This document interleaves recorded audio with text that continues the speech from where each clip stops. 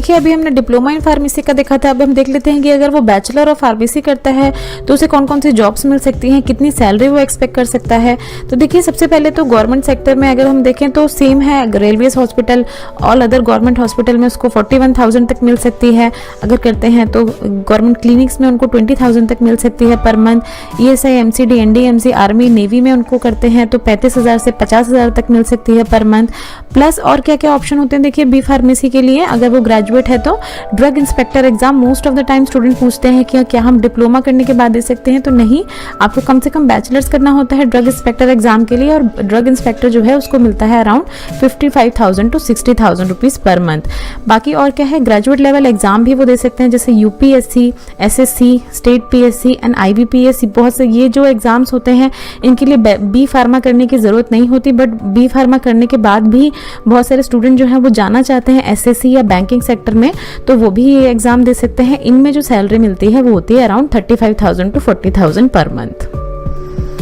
देखिए अब देख लेते हैं बी फार्मेसी की जॉब एंड सैलरी एक्सपेक्टेशन अगर वो प्राइवेट सेक्टर में जॉब करते हैं तो देखिए हॉस्पिटल में जैसे डिप्लोमा के होते हैं ऑलमोस्ट सेम होती है। बैचलर्स जो करते हैं उनकी भी सैलरी अराउंड 12,000 टू 15,000 अगर प्राइवेट हॉस्पिटल में करते हैं, प्राइवेट क्लिनिक में करते हैं तो 11 से 15,000 तक मिलते हैं उनको।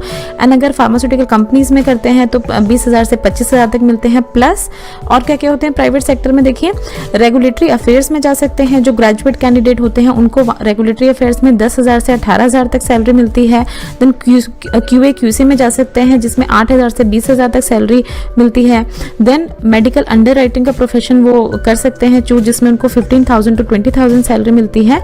एंड प्रोडक्शन में जा सकते हैं जिसमें उनको 8,000 से 20,000 रुपए तक मिलते हैं। देखिए और देख लेते हैं B pharmacy job and salary expectation other sector में। अगर सेल्स एंड मार्केटिंग में जाते हैं तो 15,000 टू 25,000 मिलते हैं ग्रेजुएट कैंडिडेट को भी। अगर वो जाते हैं केमिस्ट शॉप अपनी खुद की ओन्ड है या वो प्राइवेट केमिस्ट शॉप पे जॉब करते हैं तो डिपेंड करता है कौन से एरिया पे करते हैं। एंड देन वो होम ट्यूशंस भी दे सकते हैं। प्लस देखिए ग्रेजुएट कैंडिडेट्स के लिए हायर एजुकेशन जो है उसके स्कोप जो है वो बढ़ जाते हैं। वो कर सकते हैं MS फार्मेसी, ये होता है master of science in pharmacy, वो इसके लिए एलिजिबल हो जाते हैं। देन वो मास्टर ऑफ M फार्म जो है उसके लिए भी एलिजिबल हो जाते हैं। M फार्म वो GPAT और NIPER के थ्रू भी कर सकते हैं। देन वो एलिजिबल हो जाते हैं फार्मा MBA के लिए भी एंड ऑल्सो एलिजिबल हो जाते हैं PharmD कोर्स के लिए भी। ये था पूरा ही जो डी फार्मेसी और बी फार्मेसी के करियर ऑप्शंस हैं, सैलरी एक्सपेक्टेशन है। हमने कोशिश की है आपको पूरा बताने की। अगर आपके मन में फिर भी कोई डाउट है तो प्लीज़ आप नीचे दिए हुए कमेंट बॉक्स में हमसे कुछ भी पूछ सकते हैं।